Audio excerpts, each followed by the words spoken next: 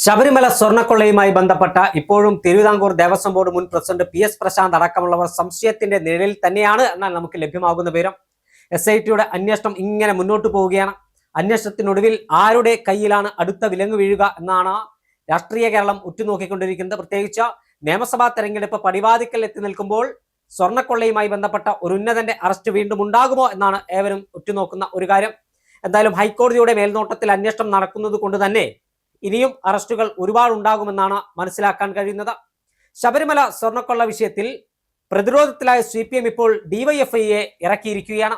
UDF convener Adoor പ്രകാശിനെതിരെ അടക്കമാണ് ഇപ്പോൾ സമരത്ത് ആഭാസവുമായി DYFIക്കാർ രംഗത്തിറക്കിയിരിക്കുന്നത്. എന്തായാലും ശരി, എന്താണ് DYFI ലക്ഷ്യം വെക്കുന്നത്? ശബരിമല സ്വർണ്ണക്കൊള്ളയുമായി ബന്ധപ്പെട്ട SITയുടെ അന്വേഷണം ഏത് ദിശയിലാണ് ഇപ്പോൾ മുന്നോട്ട് പോകുന്നത്? SITക്ക് എന്തെങ്കിലും മറയ്ക്കാനുണ്ടോ? ഹൈക്കോടതിയുടെ ഇടപെടലല്ലേ ഭക്തജനങ്ങൾക്ക് ആശ്വാസം നൽകുന്ന ഒരു കാര്യം? കേരളം കണ്ട ഏറ്റവും വലിയ സ്വർണ്ണ കുംഭകോണത്തിൽ ക്ഷേത്ര കുംഭകോണവുമായി ബന്ധപ്പെട്ട ഉന്നതന്റെ അറസ്റ്റ് വരും ദിവസങ്ങളിൽ ഉണ്ടാകുമോ? വിശദമായി പരിശോധിക്കാം. PS സൗപർണിക കൂടെയുണ്ട്. അതായത് ശബരിമല സ്വർണ്ണക്കൊള്ളയുമായി ബന്ധപ്പെട്ട് നിരവധിയായ അറസ്റ്റുകൾ ഉണ്ണികൃഷ്ണൻ പോറ്റിയിൽ നിന്ന് ആരംഭിച്ച് ഏറ്റവും അവസാനം ശങ്കർദാസിൽ എത്തി നിൽക്കുന്ന അറസ്റ്റ്. നമുക്കറിയാം, ശബരിമല സ്വർണ്ണക്കൊള്ള കേരളം കണ്ട ഏറ്റവും വലിയ ക്ഷേത്ര കുംഭകോണമാണ് എന്നതിൽ തർക്കമില്ല. ശബരിമല സന്നിധാനത്ത് ഭക്തർ കാണിക്കയെ അർപ്പിച്ച സ്വർണം സ്വന്തം ഇഷ്ടപ്രകാരം സ്വന്തം താല്പര്യപ്രകാരം ഭരണത്തിന്റെ തണലിലിരുന്ന് തിരുവിതാംകൂർ ദേവസ്വം ബോർഡിന്റെ മുൻ 2 പ്രസിഡന്റുമാരായിരുന്ന പത്മകുമാറുവിന്റെയും വാസുവിന്റെയും അനുമതിയോടുകൂടി അവരുടെ അറിവോടുകൂടിയാണ് സ്വർണം കൊള്ളയടിച്ചതെന്നാണ് SITയുടെ കണ്ടെത്തൽ. ഈ വിഷയത്തിൽ നിരവധിയായ അറസ്റ്റ് നടന്നിരിക്കുന്നു. അതോടൊപ്പം തന്നെ PS പ്രശാന്തിനെ ചോദ്യം ചെയ്തു. മുൻ ദേവസ്വം വകുപ്പ് മന്ത്രി കടകംപള്ളി സുരേന്ദ്രനെ ചോദ്യം ചെയ്യുന്ന സാഹചര്യമുണ്ടായി. ഇപ്പോഴും SITയുടെ അന്വേഷണം മുന്നോട്ട് പോവുകയാണ്. സ്പെഷ്യൽ ഇൻവെസ്റ്റിഗേഷൻ ടീം, പ്രത്യേക അന്വേഷണ സംഘത്തിന്റെ അന്വേഷണം ഇപ്പോൾ ശരിയായ ദിശയിലാണെന്ന് നമുക്ക് പറയാൻ സാധിക്കില്ല. അതോടൊപ്പം തന്നെ DYFI ഈ വിഷയത്തിൽ രാഷ്ട്രീയ മുതലെടുപ്പ് നടത്തി UDF കൺവീനർ അടൂർ പ്രകാശിനെതിരെ നടത്തുന്ന നെറികെട്ട രാഷ്ട്രീയ സമരത്തെ നമുക്ക് ഏത് രൂപത്തിൽ വിലയിരുത്താൻ സാധിക്കും? ചേട്ടാ, ആദ്യം പറഞ്ഞ കാര്യം SIT മുന്നോട്ട് പോകുന്നത് ശരിയായ ദിശയിലാണോ എന്നുള്ളതാണ്. എവിടെയെങ്കിലും SITക്ക് ദിശ തെറ്റിയാൽ അവിടെ ഹൈക്കോടതി ഇടപെടും. ആ ഒരൊറ്റ കാരണം കൊണ്ട് മാത്രമാണ് ഭക്തർക്ക് ആശ്വാസമാകുന്ന തലത്തിൽ ഈ കേസ് മുന്നോട്ട് പോകുന്നത്. അല്ലാതെ ഞാൻ ഒരിക്കലും വിശ്വസിക്കുന്നില്ല SITയുടെ മഹിമ കൊണ്ടാണ് ഈ കേസ് ഇങ്ങനെ പോകുന്നതെന്ന്. കാര്യം നമുക്കറിയാം, ഒരിക്കലും SIT കേസ് ആദ്യം മുതലേ പോകുന്ന ഒരു മന്ദഗതിയിലാണെന്ന് വിമർശിച്ചതെല്ലാം ഹൈക്കോടതിയാണ്. അതിന്റെയൊക്കെ അടിസ്ഥാനത്തിൽ തന്നെയാണ് ഈ കേസ് ശരിയായ ദിശയിൽ പോകുന്നത്. രണ്ടാമത് പറഞ്ഞ കാര്യം DYFIയുടെ മാർച്ച്, അല്ലെങ്കിൽ ഈ പറയുന്ന പോലെ അടൂർ പ്രകാശ് MP സ്ഥാനം രാജിവെക്കണം എന്ന് പറഞ്ഞൊക്കെയാണ് ഇപ്പോൾ ഒരു സമരങ്ങളുമായി മുന്നോട്ട് പോകുന്നത്. ഈ പറയുന്ന പത്മകുമാർ ഇന്നും പാർട്ടിയുടെ അംഗമാണ്. ഇന്നും പത്മകുമാറിന്റെ പാർട്ടി തള്ളിപ്പറഞ്ഞിട്ടില്ല. ഈ പറയുന്ന മുഖ്യമന്ത്രി പിണറായി വിജയനോ MP ഗോവിന്ദനോ പോലും പത്മകുമാറിനെ തള്ളിപ്പറഞ്ഞിട്ടില്ല. അതിന്റെ കാരണം എന്താണ്? ഈ പറയുന്ന പോലെ അടൂർ പ്രകാശിന്റെ പേരിൽ ഒരു ആരോപണം മാത്രമേ ഉള്ളൂ. കടകംപള്ളി സുരേന്ദ്രനെ ചോദ്യം ചെയ്തില്ലേ? എന്തുകൊണ്ട് കടകംപള്ളി സുരേന്ദ്രന്റെ വീട്ടിലേക്ക് ഇവർ മാർച്ച് നടത്തിയില്ല? കടകംപള്ളി MLA സ്ഥാനം രാജിവെക്കണം എന്നൊരു ആവശ്യപ്പെട്ടില്ല എന്നുള്ള ചോദ്യം ഉണ്ടല്ലോ. പിന്നെ സൈബർ ഹാൻഡിലുകളിലൊക്കെ വലുതായി പ്രചരിക്കുന്ന ഒരു കാര്യം PS പ്രശാന്ത് കോൺഗ്രസ്സുകാരനായിരുന്നു എന്ന്. കോൺഗ്രസ്സുകാരനായിരിക്കുമ്പോഴല്ല അദ്ദേഹം ദേവസ്വം പ്രസിഡന്റ് ആയത്, ആണോ? അദ്ദേഹത്തെ ദേവസ്വം ബോർഡ് പ്രസിഡന്റ് ആക്കിയത് ആരാണ്? ഈ പിണറായി വിജയന്റെ സർക്കാർ അല്ലേ? അപ്പൊ ഇതൊന്നും ഈ സർക്കാരിന് അറിയില്ലായിരുന്നു എന്ന് പറയുന്നത് ശരിയാണോ? അപ്പൊ ഇപ്പൊ ഈ സൈബർ ഹാൻഡിലുകളിൽ ഏറ്റവും കൂടുതൽ DYFIക്കാർ പറയുന്നത് PS പ്രശാന്ത് കോൺഗ്രസ്സുകാരനല്ലേ? അദ്ദേഹം കോൺഗ്രസ്സുകാരനായിരുന്നു. ആ പാർട്ടി വിട്ട് വന്നപ്പോഴാണല്ലോ അംഗീകാരം പോലെ കൊണ്ട് ദേവസ്വം ബോർഡ് പ്രസിഡന്റ് ആക്കി മാറ്റിയത്. അപ്പൊ അവരത് അറിഞ്ഞില്ലേ? അപ്പൊ ഇതൊന്നും ശരിയായ രീതിയിലല്ലേ? എന്തായാലും ശബരിമലയിലെ സ്വർണം കട്ടത്ത ഏത് പാർട്ടി ആയാലും, അതിപ്പോ കോൺഗ്രസ് ആണെങ്കിൽ കൂടിയും ഒരിക്കലും കേരള സമൂഹം അവരെ മാപ്പ് കൊടുക്കില്ല, അവർക്കൊപ്പം നിൽക്കില്ല എന്ന തിരിച്ചറിവ് CPMനുണ്ട്. അതിന്റെ അടിസ്ഥാനത്തിൽ തന്നെയാണ് DYFI ഇപ്പൊ ഇത്തരം സമരങ്ങളുമായി പോകുന്നത്. ഇവർ ഈ സമരങ്ങളൊക്കെ കൊണ്ട് ഉദ്ദേശിക്കുന്നത് പൊതുജനത്തിന്റെ കണ്ണിൽ പൊടിയിട്ട് കോൺഗ്രസ് ആണ് ഇതെല്ലാം ചെയ്തതെന്ന് വരുത്തി തീർക്കുക എന്നുള്ള തലത്തിലേക്കാണ്. എന്താണ്? പ്രിയങ്ക ഗാന്ധിയുടെ ഓഫീസ് ഉപരോധിക്കുന്ന BJPക്കാരെ നമ്മൾ കഴിഞ്ഞ ദിവസം കണ്ടതാണ്. എന്ത് കാര്യത്തിനാണ്? സോണിയാഗാന്ധി ഈ കേസിലെ പ്രതിയാണ്. ഈ സോണിയാഗാന്ധി തെറ്റ് ചെയ്തിട്ടുണ്ട്, അല്ലെങ്കിൽ സംശയമുണ്ടെങ്കിൽ SIT ചോദ്യം ചെയ്തിട്ട് സോണിയാഗാന്ധിയെ കൊണ്ടുവന്ന്, അല്ലാതെ ഇതെന്താണ് പ്രിയങ്ക ഗാന്ധിയുടെ ഓഫീസിലേക്ക് മാർച്ച് നടത്തുക? ഈ പറയുന്ന പോലെ BJPക്ക് കേരളത്തിൽ വളരാനുള്ള അവസരം കൊടുത്തത് എന്താണ്? ശബരിമലയിൽ നവോത്ഥാനം എന്ന് പറഞ്ഞ് CPM സ്ത്രീകളെ ശബരിമലയിൽ കയറ്റിയ സമയത്താണ് ഈ നാമജപ ഘോഷയാത്ര ഉൾപ്പെടെയുള്ള കാര്യങ്ങൾ നടത്തി BJPക്ക് കേരളത്തിൽ BJP കേരളത്തിലെ ഹിന്ദുക്കൾക്കൊപ്പമാണ് എന്ന് വരുത്തി തീർക്കാനുള്ള ഒരു സാഹചര്യം ഉണ്ടായത് ആ വിഷയത്തിലാണ്.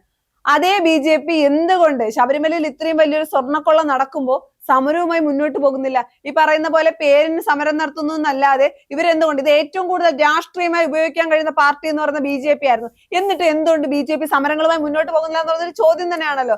മറിച്ച് ഈ പറയുന്ന BJP എന്തിന്റെ അടിസ്ഥാനത്തിലാണ് സോണിയാഗാന്ധി രാജിവെക്കണം, ഇവരെന്തുകൊണ്ട് കടകംപള്ളി സുരേന്ദ്രൻ രാജിവെക്കണം എന്ന് പറഞ്ഞ ഒരു സമരവുമായി അല്ലെങ്കിൽ ഇത്തരം സമരങ്ങളുമായി മുന്നോട്ട് പോകുന്നില്ല?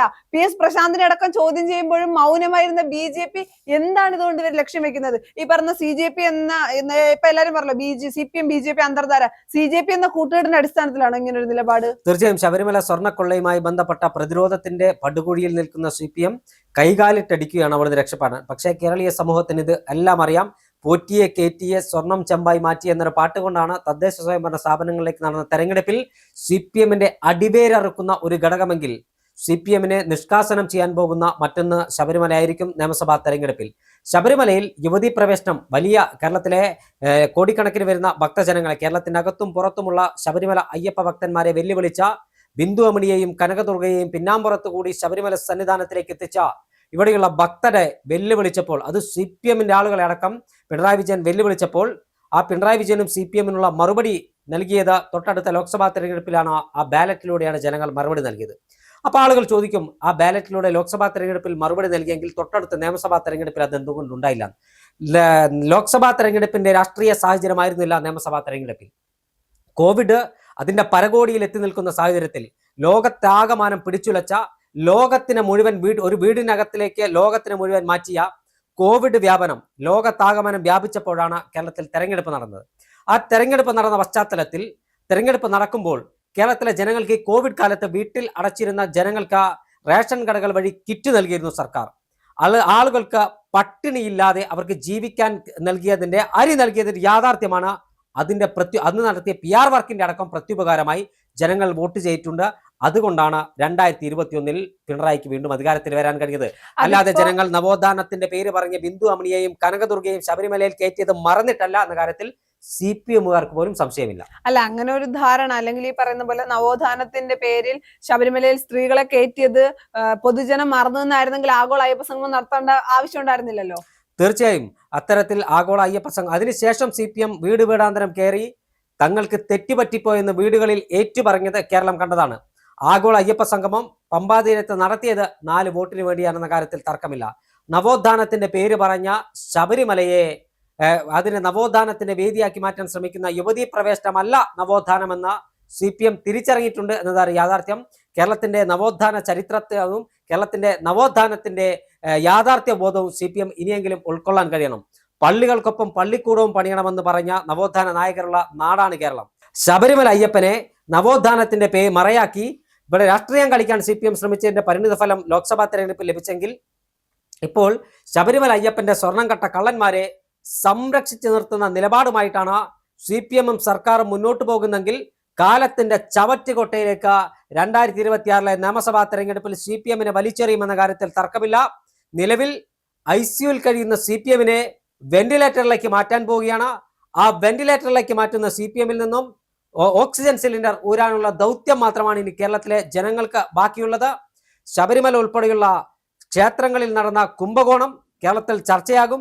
കേരളത്തിലെ ഹൈന്ദവ മതവിശ്വാസികൾക്ക് മാത്രമല്ല, മതേതരത്വത്തിൽ വിശ്വസിക്കുന്ന മുഴുവൻ ആളുകൾക്കും ശബരിമല സ്വർണ്ണക്കൊള്ള അവരവരുടെ വീട്ടിൽ നിന്ന് സ്വർണം കൊള്ളയടിച്ചത് തുല്യമാണ്. അതുകൊണ്ട് തന്നെ വരുന്ന നിയമസഭാ തെരഞ്ഞെടുപ്പ് CPM ഇത് പ്രതിഫലിക്കും. ശബരിമല സ്വർണ്ണക്കൊള്ളയായിരിക്കും CPMന്റെ അടിവേരറക്കാൻ പോകുന്ന കാര്യത്തിൽ തർക്കമില്ല. അതിൽ ബജറ്റിൽ എന്തൊക്കെ മോഹന വാഗ്ദാനങ്ങൾ പ്രഖ്യാപിച്ചാലും ജനങ്ങൾ പ്രബുദ്ധരാണ്. ജനങ്ങളെ വിഡ്ഢികളാക്കാൻ കഴിയില്ല. കേരളത്തിലെ ജനങ്ങൾ സാക്ഷര സമ്പന്നരാണ്, രാഷ്ട്രീയ സാക്ഷരതയുള്ളവരാണ്. ആ ജനങ്ങൾ കൃത്യമായ മറുപടി അത് നൽകും. അതോടൊപ്പം തന്നെ സാമൂഹ്യ മാധ്യമങ്ങൾ ഉൾപ്പെടെ കോൺഗ്രസിന്റെ നേതാക്കന്മാരെ അപമാനിക്കാൻ ശ്രമിച്ചാൽ ഇതിലും വലിയ അവഹേളനമായിരിക്കും CPMകാർക്ക് ഇനി കിട്ടാൻ പോകുന്നത്.